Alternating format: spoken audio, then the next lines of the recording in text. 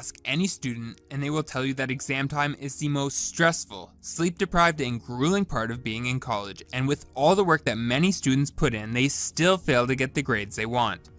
I was once that student who worked extremely hard to get good grades, yet I always fell short until I learned a few critical study habits. So bosses, in this video I'll share with you some of my most effective study tricks that you yourself can use to go from zero to hero and get the amazing grades that you've always wanted. Back in college, I was a very hardworking student. I went to all my classes, read every assigned chapter, and put in more hours of studying than I could count. With all this hard work being put in, you would expect that I would be one of the top students in my program, right? Well, unfortunately, this is not the case. Every test and exam I got back was far from being anything to brag about, and with only a year left in my program, I started to question whether a master's program was in the cards for me.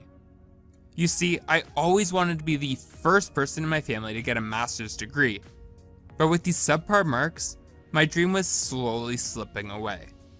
What was worse is that my finals were just a month away, and these grades would be considered if I were to apply to other programs after my undergraduate degree, so I needed to find a way to improve my academic performance, and in a hurry.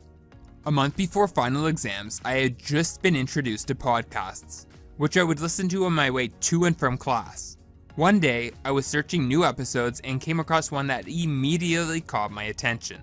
It was titled, 4 Study Hacks Top Students Will Never Tell You. Of course, given how desperate I was to improve my grades before applying to grad school, I hit the play button and began to listen. The podcast continued playing, and finally I got to the first tip, which is to focus on the core concepts. It said that many students will read the textbook from front to back and try and memorize every detail while failing to grasp the main concepts at a deeper level, which allows them to create more insightful answers on their exam. This point made total sense to me. I would use how much I read as my indicator for sufficient studying, rather than what I read. I thought to myself, was I writing poor answers on my exam because I didn't understand the concepts as well as I had thought? I then listened on. The second study hack was to write down your notes by hand.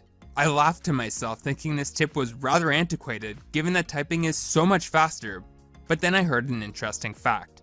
A 2014 study showed that students who handwrite their notes retain information much more effectively than those who type their notes. I figured that typing meant that I was getting more of the information in my notes, but it turns out the act of writing your notes by hand makes you process the information in your own words, leading to better retention. We were 2 tips into the podcast, and I began to get a feeling that these newly found tips would definitely help me in my quest to getting better grades. Study hack number 3 was to use Parkinson's Law when studying. Parkinson's Law, I thought to myself, isn't that a disease? Well, apparently Parkinson's Law is the idea that work expands so as to fill the time available for its completion, and in the case of studying, that involves not setting time limits on your study periods. In essence, by not setting time periods for studying, you are more prone to lacking the focus needed when reading and writing notes, since you perceive your study time to be endless. The podcast stated that top students allocate defined periods of time to study where they focus intensely, then take breaks to give their brain a chance to process its newly acquired information. I had to kick myself because I was definitely the student who thought that the more hours I studied, the more prepared I was, but in reality what matters more is how focused you are when you crack open the books.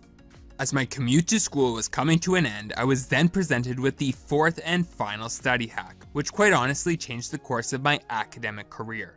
The hack was so impactful that I still remember exactly how it was phrased by the podcast host.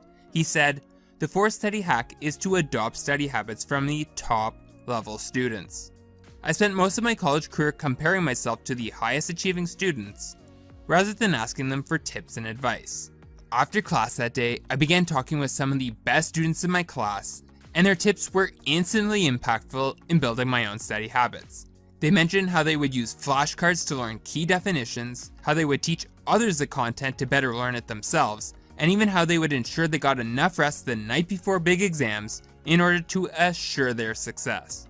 2 months after hearing this podcast, I was a completely different student.